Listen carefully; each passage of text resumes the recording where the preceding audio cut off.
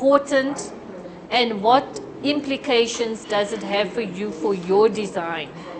Okay, so can we start with, wonderful, we have a volunteer.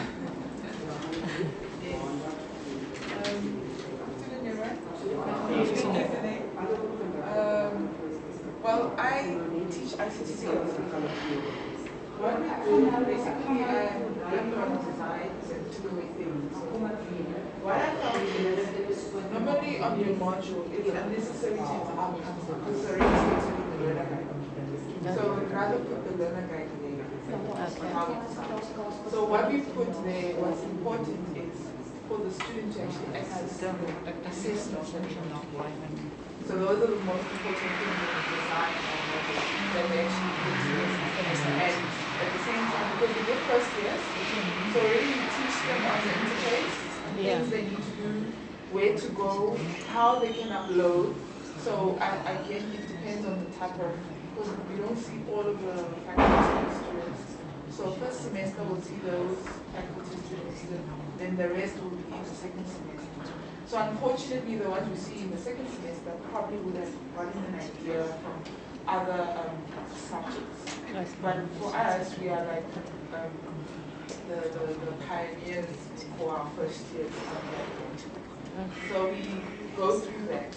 So with our, I think the 5 key questions where we start, that's where we actually teach them the basics.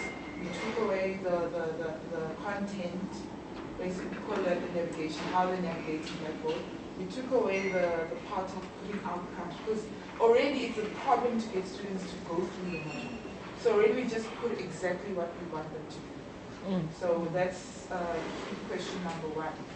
With number 2, what will the students learn? I think based on the content, because we work with Microsoft package, so we use a learning module where we separate the different items or key areas of what we teach. So we'll start, because we start with basically Blackboard is internet interface, so already we take them there. Then we'll go to Word or folders and so forth. That's what we do with our module. And then we have practice time where we teach them on how they can go and upload or compress and so forth. Then when you have to assess, already they have an idea of how they go about work on the material. So to answer the question of, what's the question where we find the question that you have there on the screen? Sorry.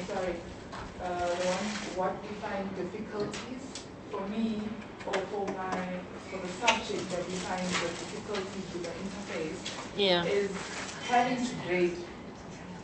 having to grade or having to, because we come across a lot of students. For a semester we have like 2.5 students. So when you have graded a student, it's so difficult to find the student on Blackboard. So I think that's one of the criteria we want probably to change there.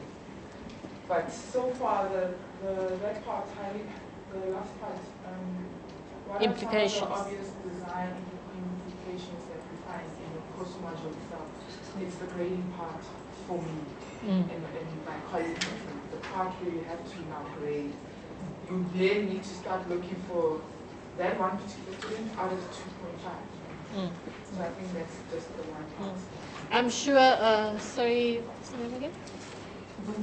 Mponyana could help you with that, because there are ways there are various options on how you grade.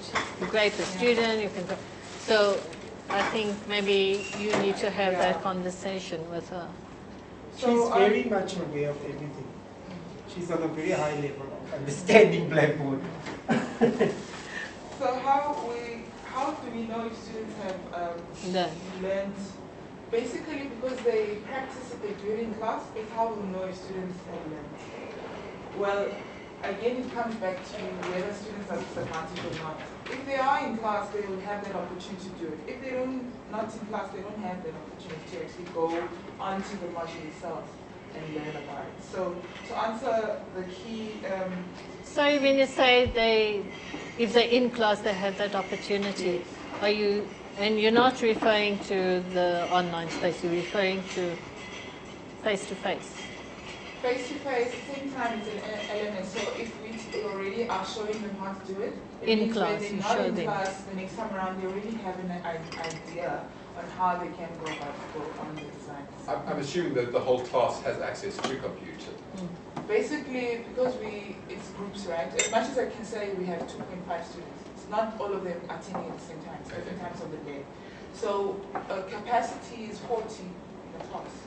So meaning a student has access to their own PC to actually do it. Okay.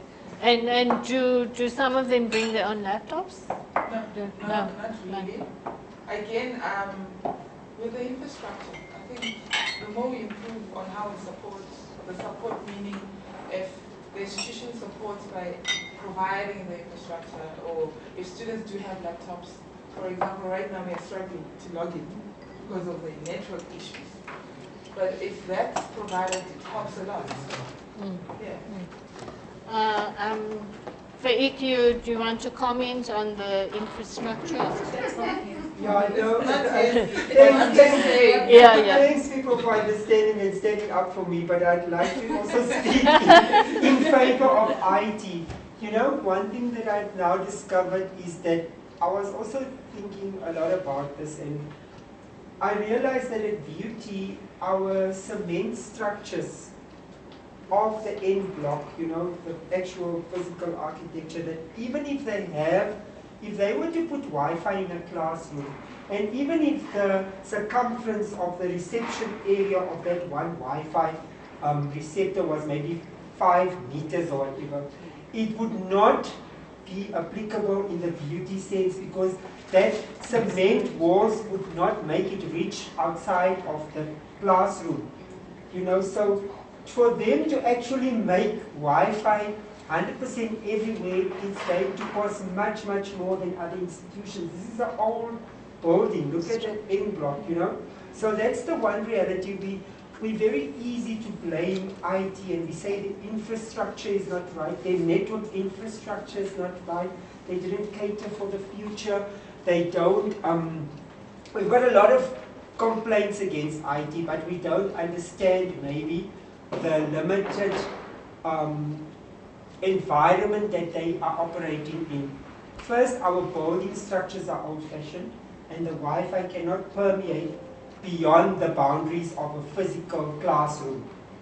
Okay, so they're going to need 100% more money than what they currently have been allocated for the Wi-Fi budget to make the whole of this campus only like Wi-Fi enabled, which is probably not the money that UT has.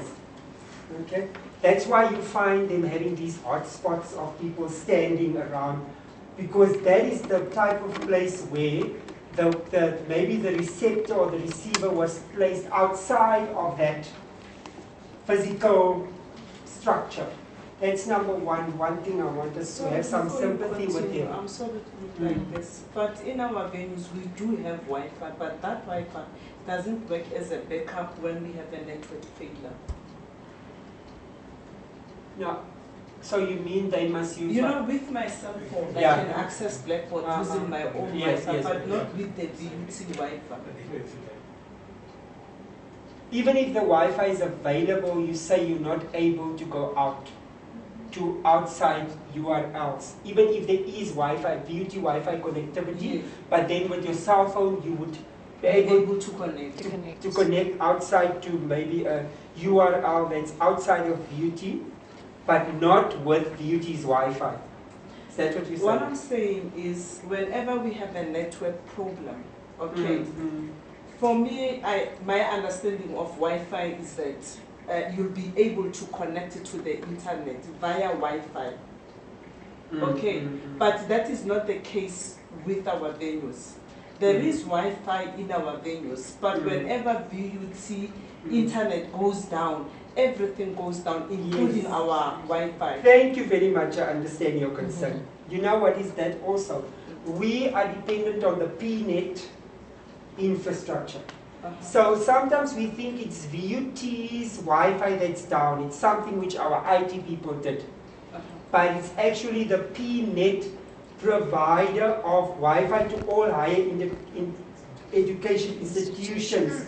That is the network that went down, so that's why not even their Wi-Fi can go out if that is down. And then we just blame it and we say we don't have enough expertise sitting in IT or something like that. But you find another institution has an alternative to PNet. They've got more money, so they've got PNet as a provider, the one that's provided by the South African higher institutions like the DHET is providing PNet, but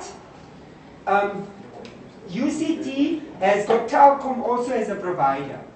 So when that goes down, they've got another provider.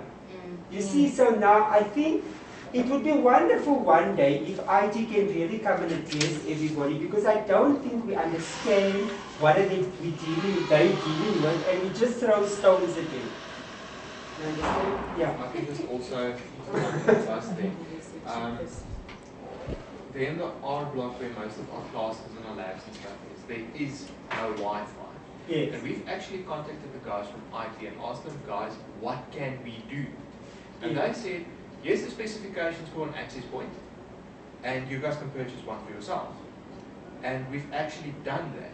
Now we, as the Department of Civil Engineering, have got Wi-Fi in our venues on the first floor and on the ground floor in the R block, because we actually went that a little bit further and asked, what can we do to make sure that we can get Wi-Fi?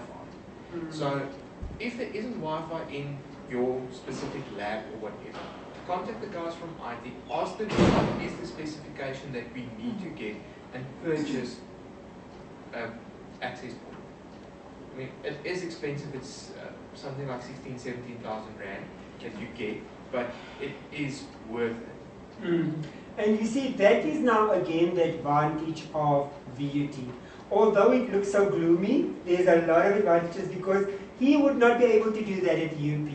And just because they would not allow him, even if he has his father's money that he's going to bring to purchase that thing, they will not allow him. You understand? Whereas here, they will take that into consideration and they will allow him to do that. But the point is, do you only use your block for civil engineering? No, we've got metallurgical engineering there as well, mechanical, industrial, all of them. Okay, but it's all from the engineering department, so it's one faculty that uses that building. Yes, but it's only our router or access point. We purchase it, it doesn't have a password. It's ideal once they have their own, but you can't access it. No, but They have that's a what I'm saying. password. So, like They have a for password. us, in management, we use the GW building, but then you've got all the faculties that use that. So, how would we then address that issue? The guy next to you has got the answer. He's got the answer. Just explain to them about EDL. EDL, they have got it next to offices. Yeah. You can't access it because there is password. It's only for their own EDL. Their own students. So So they, you're telling me that like, we could, Password. as the management faculty, we could buy a router and only we would have the password. I asked for our You'll level. open and close it. We'll only open it in I case don't know how you of would ask for emergency. this. Because we have Then two we labs. open it in case of need them password immediately. We just others come in and they use it what we again. Okay, And then who gains it? But like we had all the departments, it's just Dean at the end of the So Microsoft has to You know? use I thought he was saying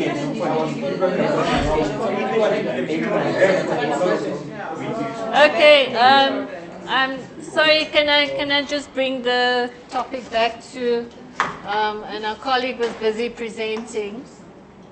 Are you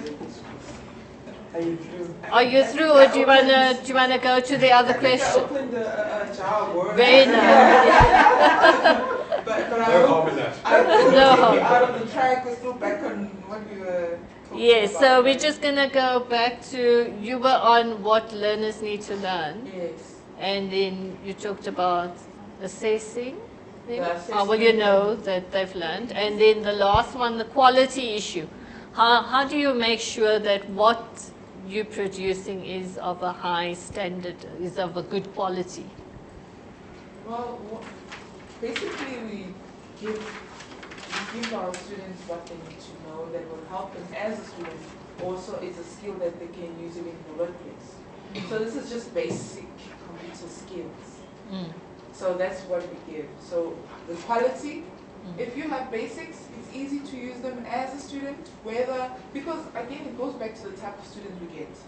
You get students who have never used a computer in their lives. We still get such students. So we teach in a way to basically help those who know and those who don't know, but to balance everything, we teach in such a way. And we use open blended learning, because students learn in a different way. Yes. So we have PowerPoint presentations, you have ways of including video clips in your presentation. You have to demonstrate because it's a practical thing. So quality-wise, I think we do more than enough extra. We do so much. Because even with assessment, as much as we assess 3 times, we still give opportunities again. Because it boils back again to students not being responsible or committed, or they missed a test they didn't know. But quality-wise, I think we really are doing more than enough. Okay. And our pass rate says a lot because we are always above 95%. Oh, wow. Wow. That's excellent. So you're in the same? Yes. Okay. And then people, I just want to also say, like, at schools as well, I think one of the things is that what made, although I'm saying that people who were in the OBE had more sort of like intensive projects and things like that on a higher level of creating and generating knowledge, supposed to have been. But what we learned, I think, is got a lot to do with being skills of being a good student. You know, we learned how to learn. We learned how to pass an exam. So in that way, when you're talking about the assessment and your pass rates and everything, we've got to see, are we actually, is it the people that knows how to perform the real outcomes, or is it the people that actually know how to pass an exam well or something like that? You know, the thing is, because most of us, we share what we are doing. Out of 3,000 students that we have, we share exercises amongst ourselves. And the other thing, you know, some, they learn by seeing. I, for one, I won't teach you how to save a document, but I'm going to ask my class how to save a document. Give me the steps to save the document, and we'll do it together. We are using a projector as well. They will give me the step, give me the answers, how to save a document. If we are maybe to, let's say, to change the design, give me the steps to do this, then we'll do that together as a class. Yeah, instead of you giving the steps, they give you the steps. When we are finished with all that, we are giving them practical exercises so that they can do it on their own. And if you are not finished, you can finish it at home using Blackboard. The exercises that I do in class with them are not on Blackboard, so that they can be able to do extra work on Blackboard on their own at home. But because you monitor that, they are able to come back with the question, ma'am, this question I couldn't get it right, can you help me with this and that? Then you assist them. And what is going to happen with our department, actually they want us to do 24 hours. And then our contact time 24 will hours only support. 12 hours. It will only be 12 hours, but you are expected to be on campus. You cannot leave the learners on their own in class and do your washing at home. You have to be around. So I think that as well will help our students to do things on their own. Even when I'm in class, there are exercises that I treat them as assessment. I won't help you with anything. I expect you to do it A to Z on your own. But there are those part of the exercise that I will help you with. Yeah, yeah.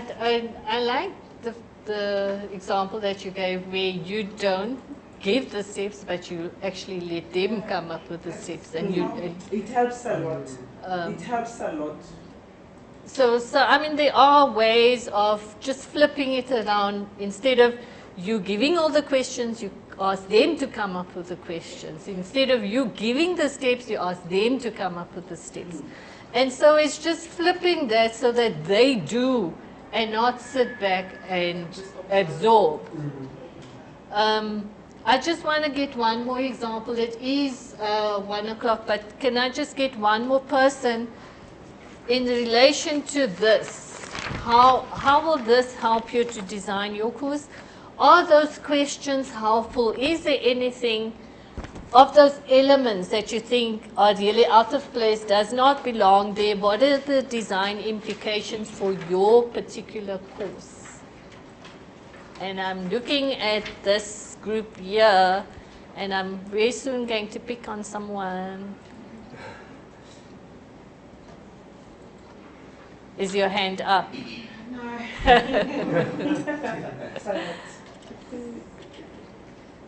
Okay, our colleague here has been very quiet. Yes. Personally, when I went through this, all of these tips are actually applicable. And yeah, that's a short answer. Yeah. Just thinking about, like I've seen some elements there about soft skills and what I as a first year lecturer are doing. I'm getting CID and CID or student counseling to come in to help the students with time management. I just want to see. Sorry, just remind us again what you lecture? Sports management. Oh, sports management. Physical recreation. Okay. Yeah, so to orientate students to the learning environment and the teaching and learning approaches, our students doesn't know how to study. So in class, yes, previously I went through the steps, but there's so many, if you look at learning styles and the way the students are supposed to study, there's so many things, and in class you cannot actually address everything and stand still. So there are some divisions who are coming into class and help us with that in teaching students how to do those things. So, And do they use class time for that? yeah. There's actually no other time and venue, because it's time implications, venue, it's all of those, and students are not always, we cannot get all of them right. So that's why I'm using class time. And also providing student support. Right, yes, there's in a way, student support as a lecturer I'm giving, but that can only happen up to a point, because if you see 150 or 200 students, your hand, I have limited time. Yes. Yes. But yeah, there's always. And you have the support systems in place. Student counseling and academic. Do you have an academic center like for students where they with writing and literacy skills? So all of these elements are applicable. Okay. In terms of, let's see. What will students learn?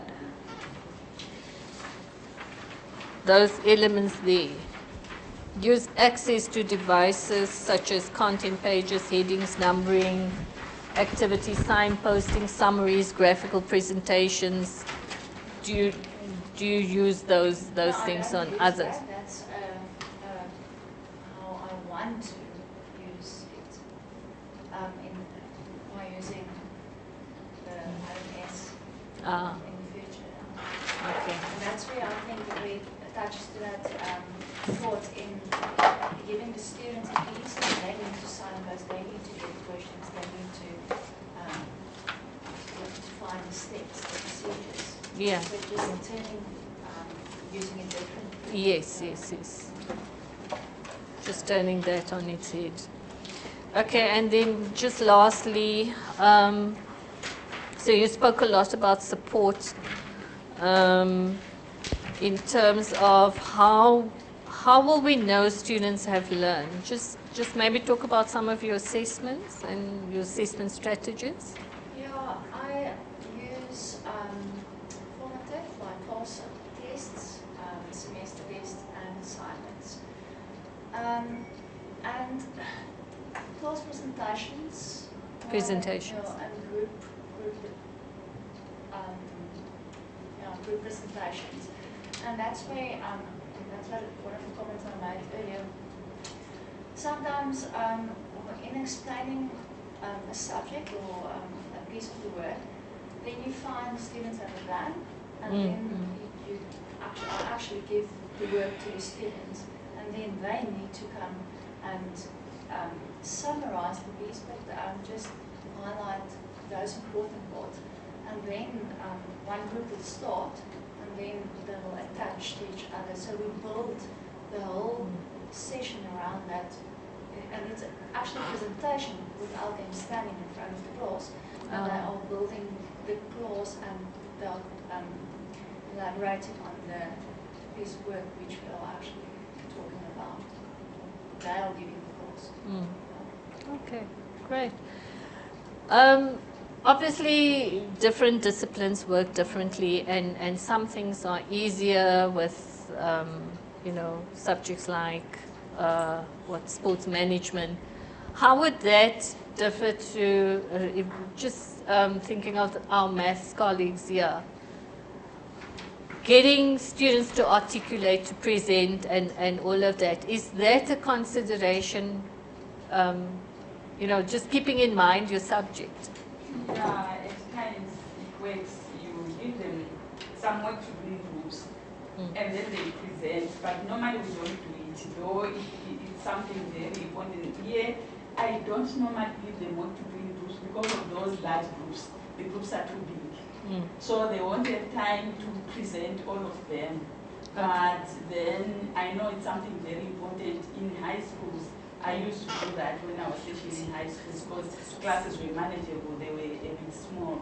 Yeah. And it really worked because even if you check what Vygotsky says, Yes. what do they call it? Proximal zone. Yeah, zone of proximal He development. says there, if students, if you make students work on their own, whatever the student gets from another student, it's very difficult for that student to forget it.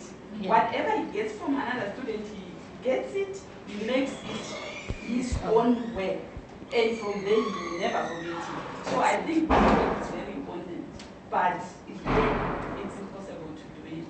Yeah, and so we need to think about how we can use the tool to maybe replicate some of those group activities that you're talking about. The problem that we have with the group work is our classes are so big, and we have a syllabus that's very big. And you have to actually run through it to explain everything before the end of the semester. Yeah. You don't really have time to do group work, otherwise you're not going to finish your syllabus. Yeah, and as you said earlier, you're still going to keep your face-to-face sessions intact, and what you're going to use the tool for is to extend your time with them. So maybe you can think of using the tool to do some of those things. And I mean, in Blackboard, and I'm sure you know, you can sit with your colleague over there and look at how you can set up those groups. You can set it up where the computer will randomize the group. You can set it up where they sign up to a group, or you can set, well, what's it, the automatic groups, self-enroll, and there's a third one. The randomized one. The randomized one, yeah. So there are ways and means of doing that, and that is why I think it's exciting that you have this blended, when you're considering this, because the tool can help you to extend the time that you have, and all those things that you know are effective, like you say, you know it's worked for you, it's just that your groups are so big. So if knowing all of that, how can you then use this tool to extend the time that you have and to give them those extra things that you know works? I think that is why it's important that we explore not just what the tool, the technical bits behind, or the technical functionalities, but also what is it that you're hoping to get out of it, and to think then strategically about, this is what I do in class and this is what I do online.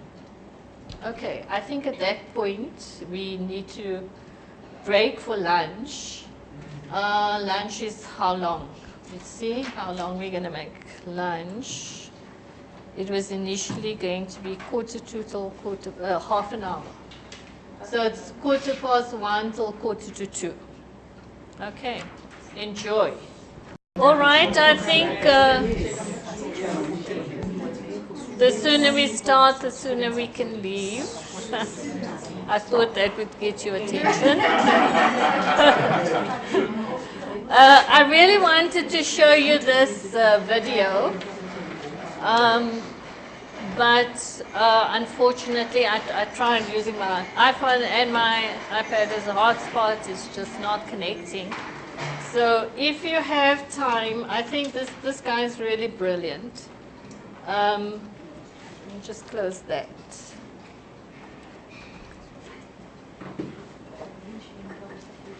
Okay.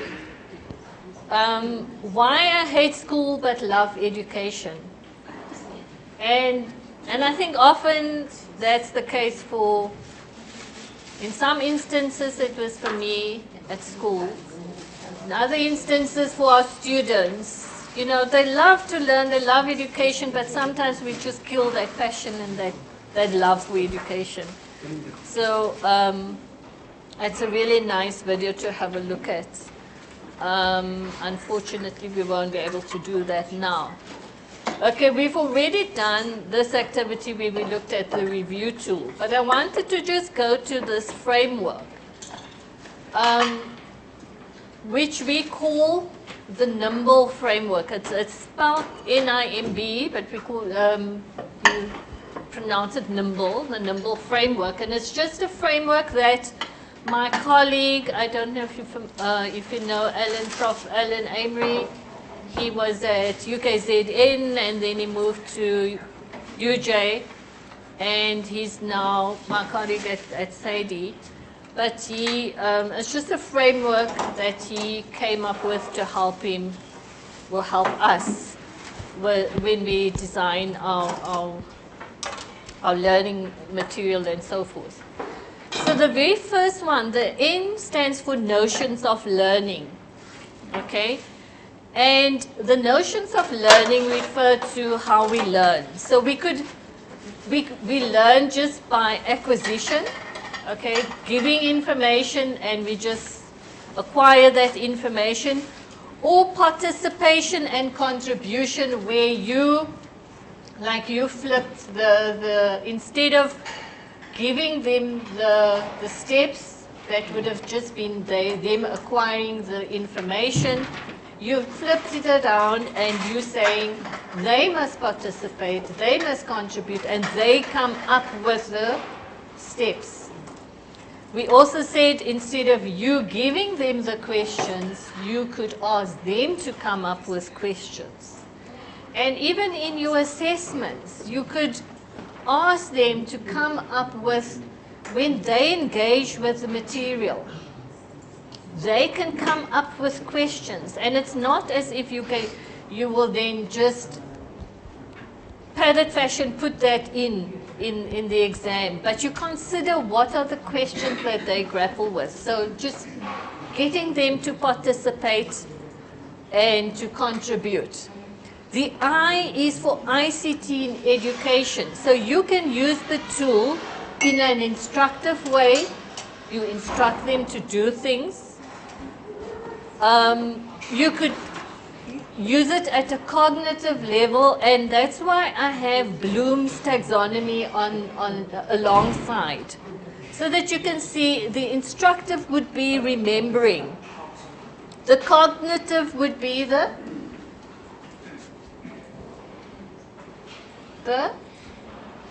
where would the cognitive fit in there?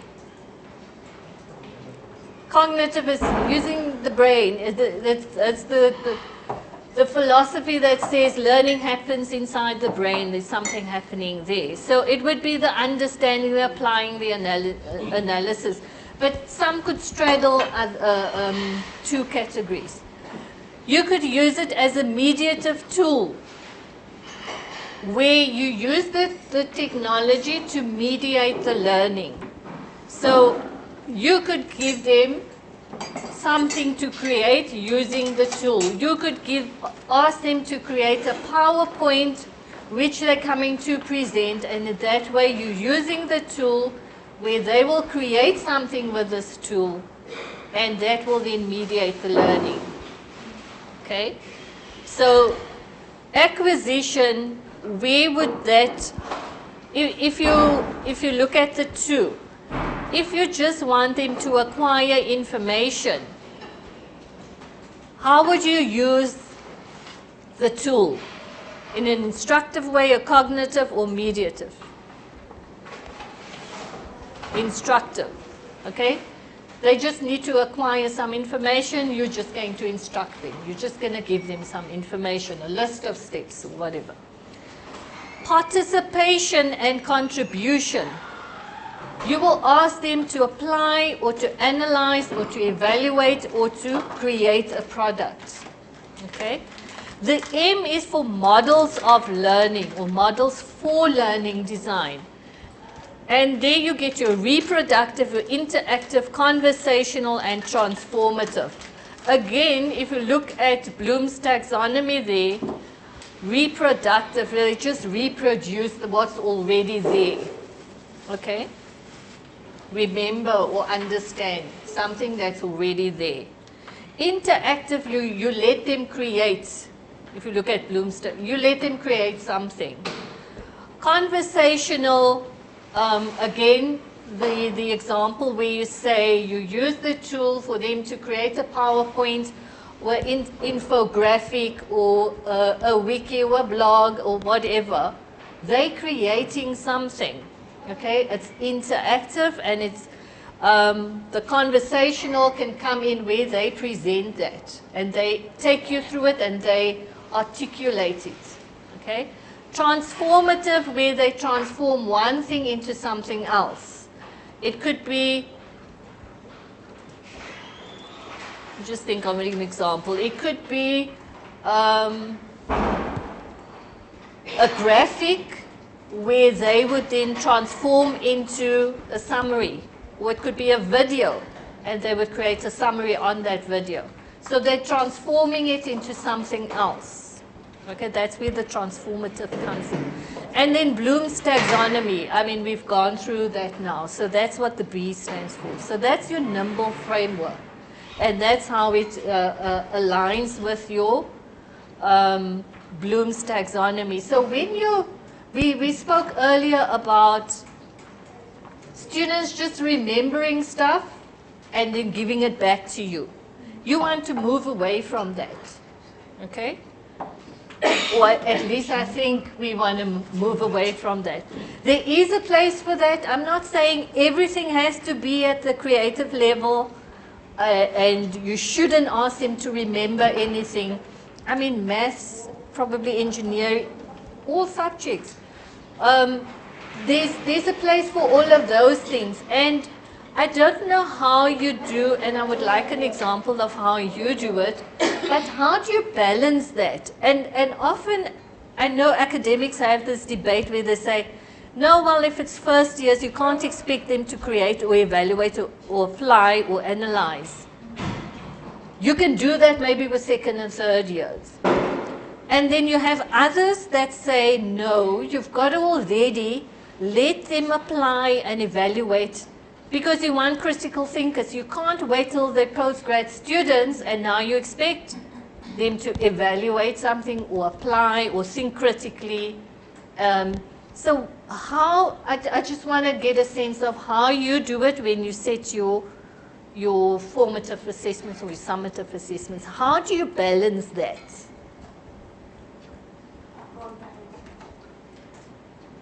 If I'm honest, my yes. question basis are not on standards. That's how things are.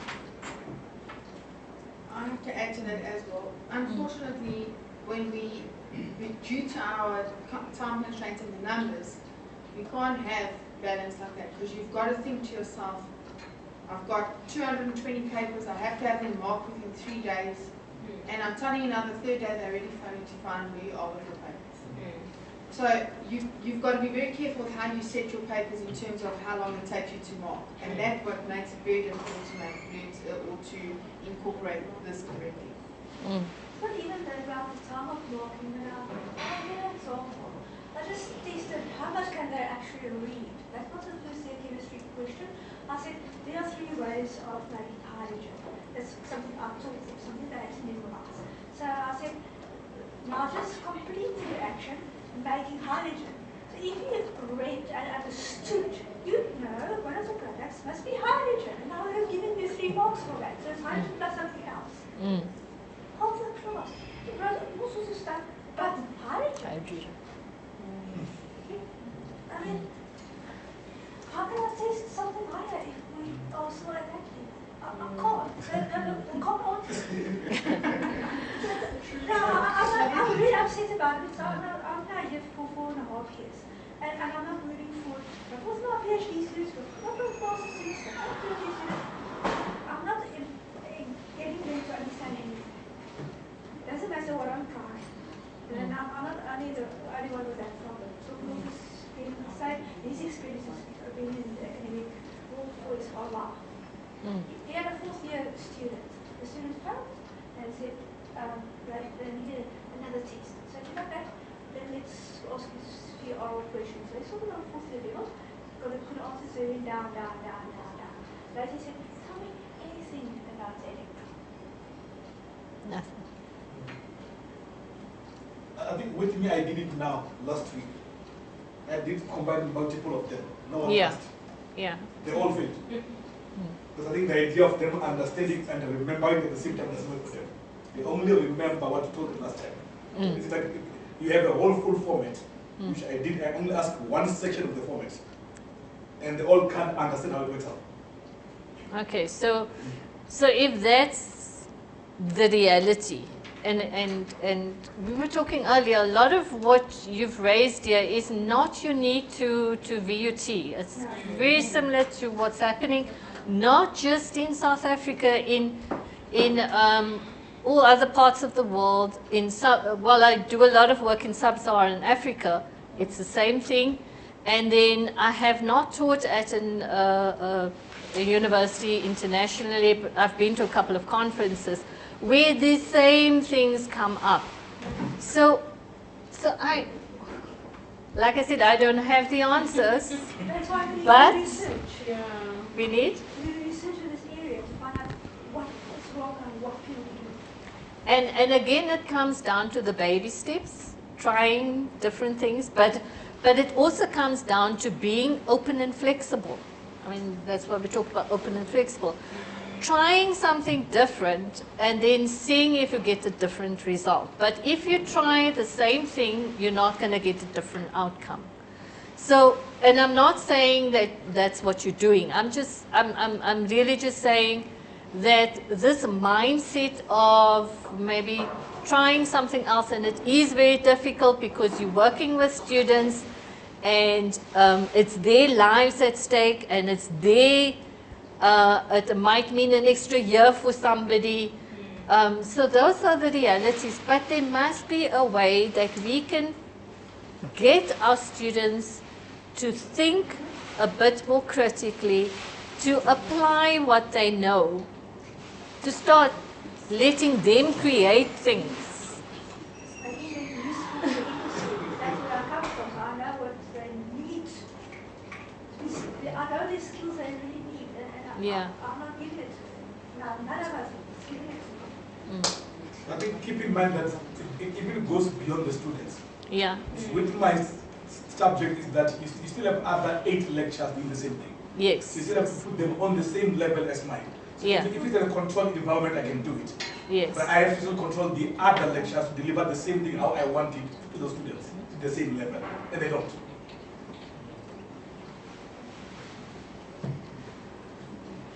Somebody come up with answers. No, it is very difficult. I'm joking. I'm being facetious, but. I think I was talking about this earlier on. I was saying I think there are levels of problems, and I think there's, as we sit around this table, where I'm sharing things where I think that somebody is doing some really exciting things, and I hear other people saying, tearing my hair off. And I think what we need to recognize is there are things called solvable challenges, there are difficult challenges, and there are wicked challenges. And the fourth one is chaos. We need to be asking ourselves, okay, how can we use what we have at our disposal to address solvable challenges? And maybe if we get solvable challenges working, then we can start moving on to difficult challenges. But if we're going to start off with wicked challenges, we're just going to give up straight away. So please understand me. I have entire empathy for you. And again, I'll give you my personal story. When I was teaching my standard sixes percentage, I got so frustrated, I bent my Parker pen trying to explain it to them. And then I realized, okay, calm down, Derek. So I empathize very much with your situation, but I think what we need to also ask ourselves is, are we going to give up entirely, or are we going to focus on those things that we can solve? And I know that sometimes percentage would seem like a solvable challenge, but I'm also hearing other things where I'm hearing people talking about the digital skills and curriculum, and that seems to be working, which is exciting to hear. Sorry, the ICT skills. My master's and PhD students doing their calculations type it in. No, I've heard that. So I mean, they don't know how to. I'm doing a lot of the redoing the and are you taking that information then back to the ICT skills people? 3 years ago, I tried. Okay, but I think maybe what we need to do is we need to say, okay, this is still a solvable challenge, and we need to be saying, okay, back to the digital skills people, ICT skills people, how can you teach skills in a particular context? In other words, not just how to perform functions, but how to perform functions within that particular context. But I think it's also, these are now students, I mean, if you know at master's level, if you've been student ITS 2 years ago, apparently they've got a now newer ITS course, so it should be better. Yeah. So maybe the next batch coming through will be better, I don't know. Yeah, it's never going to be a foolproof solution, but I think if we're giving feedback to them, then we're starting to maybe talk about that.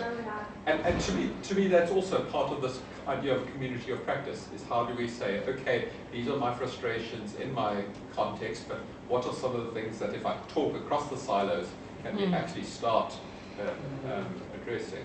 And I'm very pleased Fike's sitting here, because I'm hoping that he will be the person that hears that, and he will go through the relevant structures to say, what are you guys thinking about doing that? I'm taking copious notes. And I'm also wanting to drop another little idea. What about cross-disciplinary type of assessment activities? You know, people have also got to think about that. I think that would also make a more work-ready person. Because really, if I studied IT, there's so much, when I go and work at a company, at an IT company, sometimes I end up doing more of my time on other types of things than actual IT work. You know, so the cross-disciplinary type of authentic assessment opportunities can be explored. I mean, again, a question for the ICT skills people is, how can you embed what you're teaching in a work context? So, for example, how many students are shown how to create a LinkedIn profile, how to create their bio, all of those kind of things. And CV, but what that does is that links what they're learning to what they're hopefully aspiring to get. And again, then we ask the same question within our courses. Every course, there's the opportunity for the students to update their own bio. And how do you make sure that bio actually reflects your professional interests? And again, that's a small little thing to do, but they learn how to take a picture of themselves. They learn how to to present themselves, those kind of things. And also, if we, just one more thing about the cross-disciplinary thing, I think if we also engage ourselves in cross-disciplinary activities, then be more equipped to actually think about things like that. So this circle, this community of inquiry, if me as from a human sciences is going to collaborate with her from Alvira from a science thing, and we're going to study how the impact of our redesign of our curriculums on the actual teaching and learning outcomes of the students. And we're going to do that study, but we're going to do it together. I'm going to learn a lot about her discipline, and she's going to learn about mine. And then eventually I'm going to be able to put one little assignment for my students whereby it incorporates some scientific type of thinking into my discipline that I'm teaching. You know what I'm saying? You know the move to the no grades thing in Finland. Yeah. So how they're proposing to do this is, and only so they will have the traditional subjects up until age 16. They say, no, I take it that's what, grade 10. Thereafter, so then they won't have your traditional, you know, biology, English, and whatever. Yeah. They will then have, based on interest, it could be a particular topic. Then they study that particular topic or theme from an economic point of view, from whatever, in engineering, ICT, from different points of view. So going deep into one particular topic, but then working in the cross-disciplinary. I think that is and yes, so that's in Finland and whatever, and how does that apply to us? We can start having those conversations, and in our planning, you know, thinking about the context and the very first question of those 5 questions, that is where you can have the discussion with, you have people from engineering and maths and sports science and IT. And you have those conversations and you work on activities together. I mean, I think this is a perfect opportunity to maybe do this, because you're going to be, you're all part of this initial pilot project, and you're going to all think about maybe your first set of activities for weeks 1 and 2 maybe. And you then see how you can build in those synergies and that cross-disciplinary yes. I was in favor of something like that within chemistry, because I said, we're not going to get this new postgraduate course or whatever. I said, let's not teach you anything new. Let's just take what we have and then apply it practically. Yes. In chemistry, chemistry is, we are dividing it into pieces, but when you go to reality, it's not in pieces. You use all sorts of stuff together to solve a problem. Let's take those real life problems and use the different chemistries to solve it and apply it and then practice it, and I was voted out. Can I add what he's saying? When we did ours, I said you can't have the student living in the learning what text is. I said no, we don't want text. You have a student learning accounting, but they've never done text in the entire life. But it was there in the old one, but in the one that said now we are calculating, we don't need anymore. No text. They say they don't want text, but how can you go and learn accounting without learning text at the university? That's what we're arguing. That's what I'm saying. Like you're saying, they said no. We made a decision, it's fine. Okay. The question is what are the broader mission and goals of the UT, and if those are broader missions and goals of the UT to prepare students for real world, then we need to say back to those people, okay, have you looked at the broader missions and value of the institution? And if what we are doing are in line with that, then those people need to be rethinking. Now I understand there's a battle, there's politics and all these things, but those are the things we need to be able to bring into our If you look at the teaching and learning policy, you will see they talk about authentic learning and authentic assessment. So yes, so why are we doing this? Are we doing this to get them to pass exams, or are we doing this to prepare them for life out there, for the world out there? Not just the world of work, but the world out there.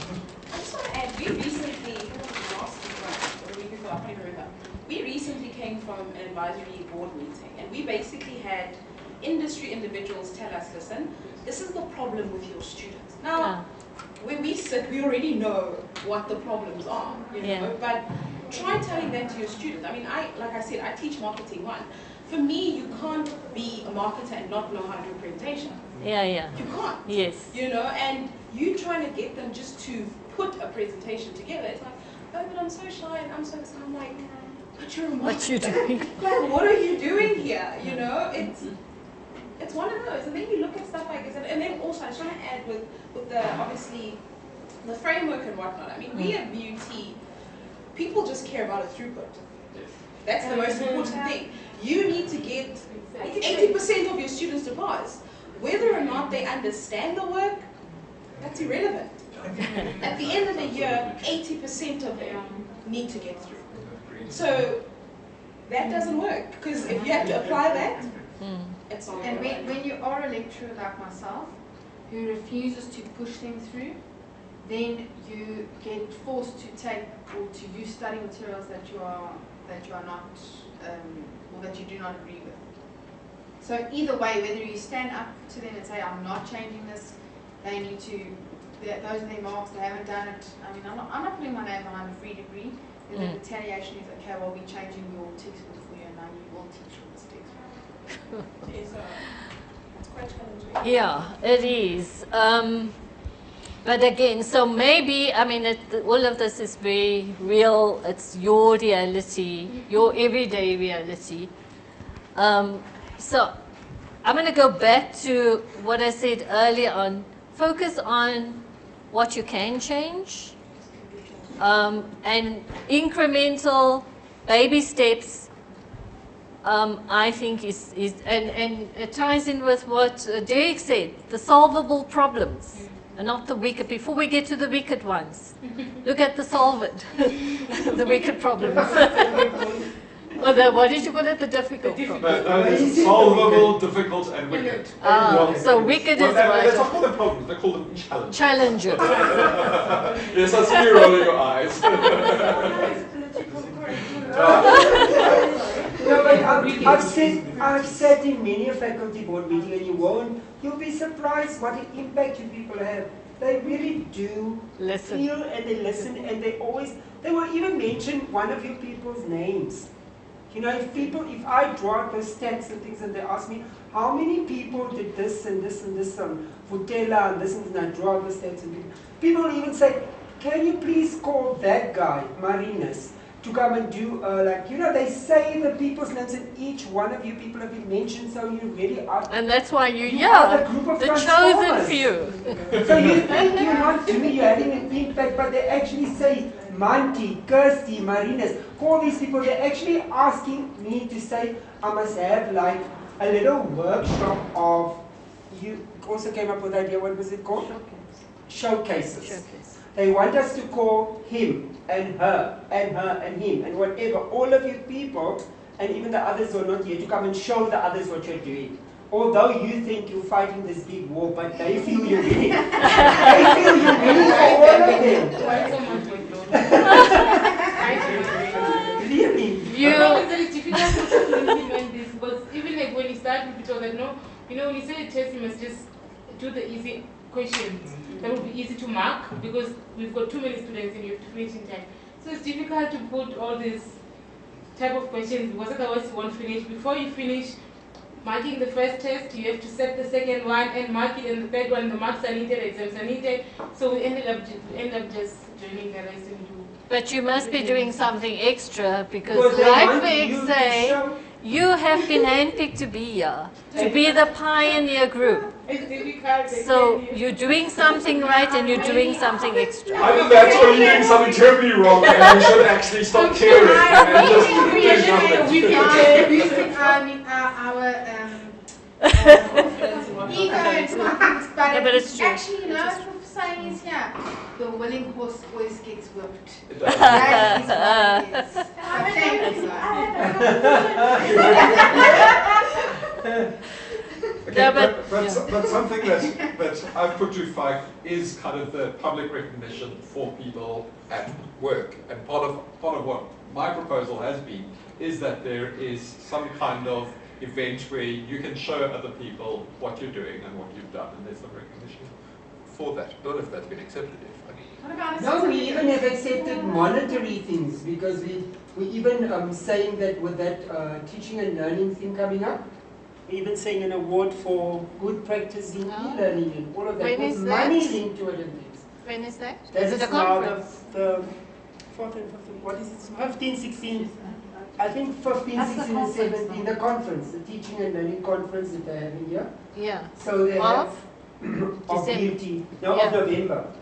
And I think you people are also invited to Oh, come. it would be to great that. to come. Yes, I think you just haven't received your invite. Oh, but okay. there will be like those types We're of going things to that see are showcases from this group. yeah, I don't know the showcases because Why did they tell us? they know they. No, that's not the showcase. That's No, yeah. No, that's the conference, and they had to present like papers there. Yeah. But what I'm saying is we're going to put an award for Nice. people Nice. there as well.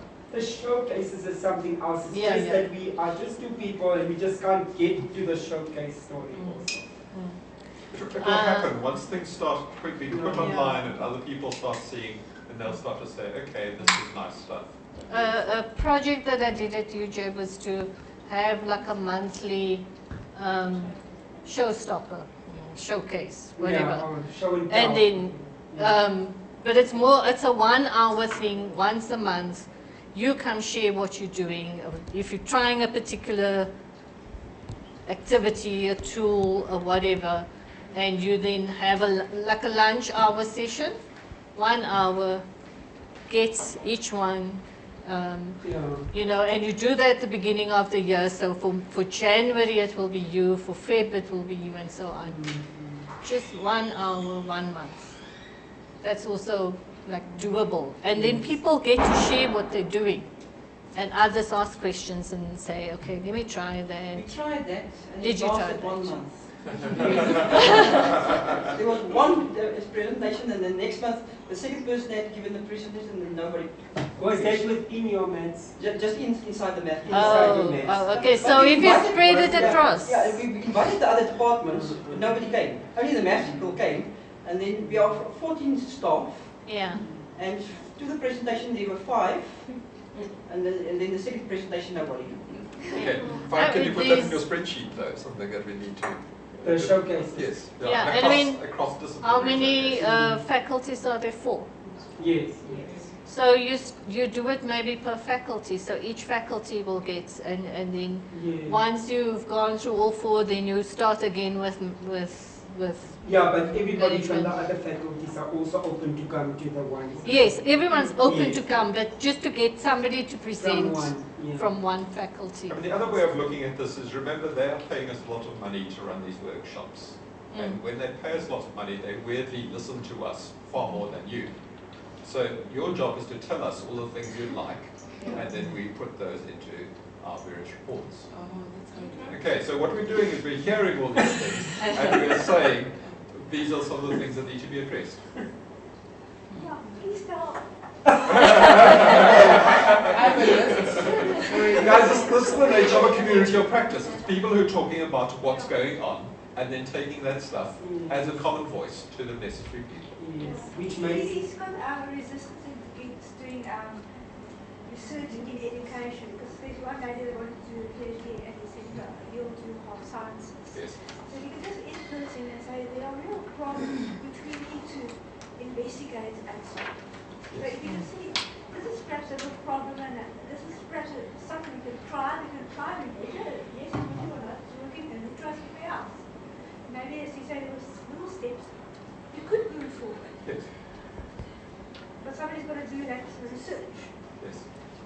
I absolutely agreed, and hopefully in that group that FIKE wants me to work, we will start kind of advocating for that research, and hopefully with some budget for people that are willing to do that as well. Eric will present tomorrow, just a short video presentation to show more about his activities and how you are rolling out. Okay, I think I know we haven't addressed this, and this really worries me. What is this? That's very hard.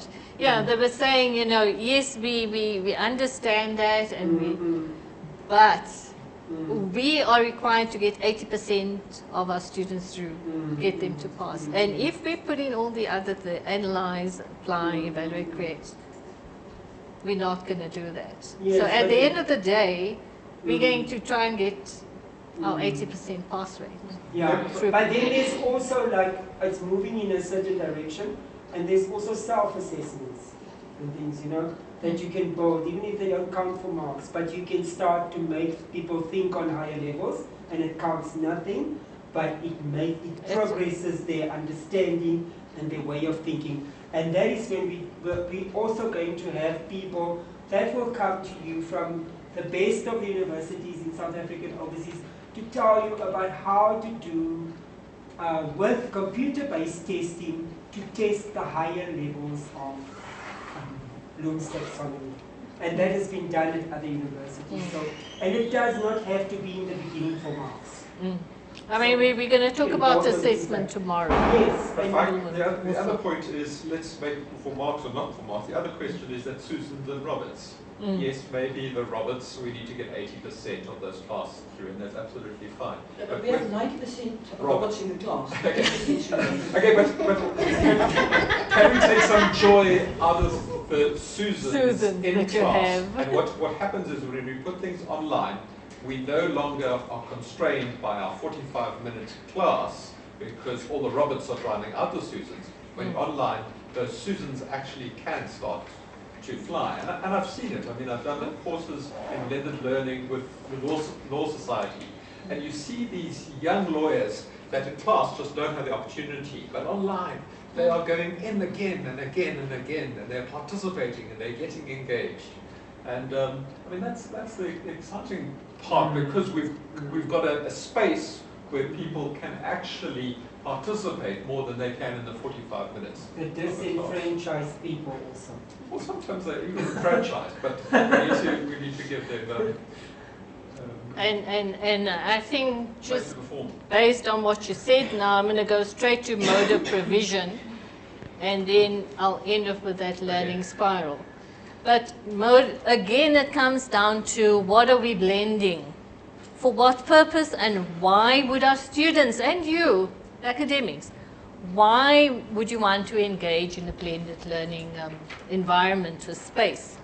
So it is, like Derek said, extend, and I've been telling you from the start, you're extending the time that you have with students. Your face-to-face is still there. It's not going to decrease. And yes, it is going to cost time and money, and not money, time and effort on your part. Because I'm not saying you're going to save time. And I hear what our colleagues said there about, you know, the tool doing the marking for you, and you save time in that way. But it's an investment in time that, and it is an investment. So you're going to spend all that time now. But that same one you can just revise or adapt next year. And again the year after. So it's there. And you adapt according to the group that you have, according to an update in the field. You can update your resources. It might be outdated by the second year or whatever. The first year already. There's updates all the time. But what I'm saying here is, if you look at that mode of provision, you will see here you have, oops, there's it. Campus-based, which is you, okay? And you also, with the campus-based, you have the blended hybrid approach there. By the way, and Faik, maybe you can maybe just shed some light on this, but UP moved from blended to hybrid. And I'm not quite sure what they see as the difference between the Okay. two? With the hybrid, it comes adaptive learning as well. Okay, so they have online, face-to-face, and adaptive. Now that is when we are making specific learning to adapt, like artificial intelligence, using things like that, whereby we adapt the learning to the one specific learner's needs. So intelligent systems that inform, so then they call it hybrid. I see. Okay. But I don't know, they're not doing much of that in any case, but they've got an idea of where they're going. But they are developing multimedia and those types of things, which is another thing that we also want to do, but everything in good time. I think for our purposes, let's say that the terms are pretty much the same. Yeah.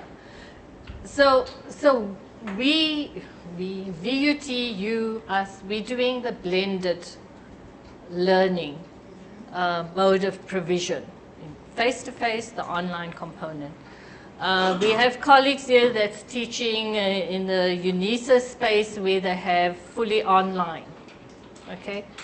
At UJ and I think WITS as well, they have moved with a company called Academic Partners is helping them to do this. They've moved now to online, where they have fully online courses. In your case, you have the two spaces, and it's about blending that. What am I doing here? What am I doing there? I don't want to just replicate my face-to-face in my online space. I want to extend that time that I have with him. And like the two of you said earlier, you know, if you want them to get to the critical thinking, the analysis, the evaluation, the creation and all of that, but you don't have the space in your class to do that, your time is limited, get them, again, the Susans and Roberts, get the Susans also to engage online, or the Roberts in fact, get them to also do the enrichment activities. And it's not just the enrichment, you can do so much with these tools here. If you want them to collaborate, if you want them to create stuff, if you want them to analyze, if you want to connect to the real world, if you want them to connect beyond the classroom, beyond the walls, beyond you as the facilitator. Beyond the curriculum. Beyond the curriculum. That is the space.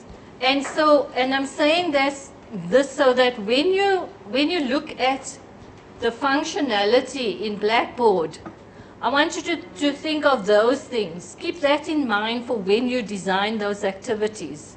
And it's not a case of, I've got a test and now please put this online for me. I'm saying think beyond what you do in class and use that space so that you can get to all the other nice things, the good things that you are aware of. Like our colleague said over there, when you were teaching and you did that group work and it worked really well, but you just don't have the time. So if you can create that space for them online, and you will reap the benefits when they do your multiple choice and your other tests. They will then, because they will start to think critically. And that's why thinking of the mode of provision or the blended space that you have, it's a real opportunity that you have here to make a difference. And again, you are making a difference because that's why you're here. And we said earlier on when we talked about the pathway, you said, I have chosen this path. I have done it for so many years. This is where I want to be. And so let's find a space where we can be excited again about learning and excited about our students. I think this is the teachable moment and the moment where you can do that. And the moment that we need to grab with both hands. Okay, I think I'm going to stop there. In terms of the way forward, In fact, before we talk about way forward, and we have already worked out dates and stuff, is there anything that you want to, any comment, any last remark before we go? Anything you want to add? The spiral, I think I'm going to, I'll leave that for tomorrow. I said, remember I said I'll do the spiral. It's really, oops. I just think it's maybe a good point to start with tomorrow. So we'll do that. Anything, any comments, Debbie? One. I think the most important thing that we have to take away from this whole thing is to exactly pick out what we want on Blackboard, as you had in that activity. Yeah. That we give enough without giving too much. Yes. Because yes. I've seen other of these learning management systems where they so inundate the students with a bunch of info that they just, another thing to read, another video clip to watch. Yes. So we must really, as ourselves, sit down and really critically think what we want and need the students to know. Absolutely, that's brilliant. Brilliant summary. Yeah. For me, like I said, minimalist. Don't give me too much. I know it's just like our time here is limited, so it was jam-packed this morning with a whole lot of stuff. But if you can just take that away and say, and you know, the 5 questions, like I said, to help to guide you, but to give them only what is needed, but think about why you're giving it to them. What is the purpose? Why must they do this specific activity? What is in it for them? Somebody said, I think it was you that said, what's in it for them? I think that's a big, big question that needs to guide what we do with our students. What is in it for them? I think I'm teaching them nonsense. No, I don't think you're teaching them nonsense. There's some very theoretical stuff that I know they're probably never going to use it in industry unless you're in a very theoretical chemistry. So I've been telling my students, I'll get everything in your brain, even though you're not perhaps going to use it ever. But that's wonderful. That's wonderful. I mean, like, okay, we did Afrikaans first language, and we studied a book in Dutch, you know. Like in Dutch, we learned Dutch in matric. Yeah, but now, what use is that really for me? But today, you know how many, when I go to a public library, I go and take a Dutch book because I can read it. And it's amazing for me, and it stimulated my cross-language abilities in many ways, you know. So I think it's wonderful what you're doing. They won't appreciate it now, but like, look, Shakespeare is going out, but people used to study Shakespeare, and those books are going out, isn't it? Because they say it doesn't have any value. But look at us who did Shakespeare, we'll still we'll still go and watch a play of Shakespeare at the theatre, where somebody who didn't do that will not go and watch such a play. You understand what I mean? So it's got value. If you feel go with your gut instinct, then go with it.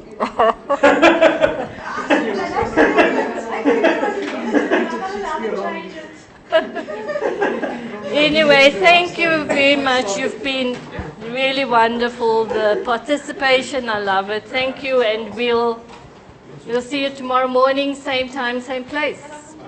Thank you.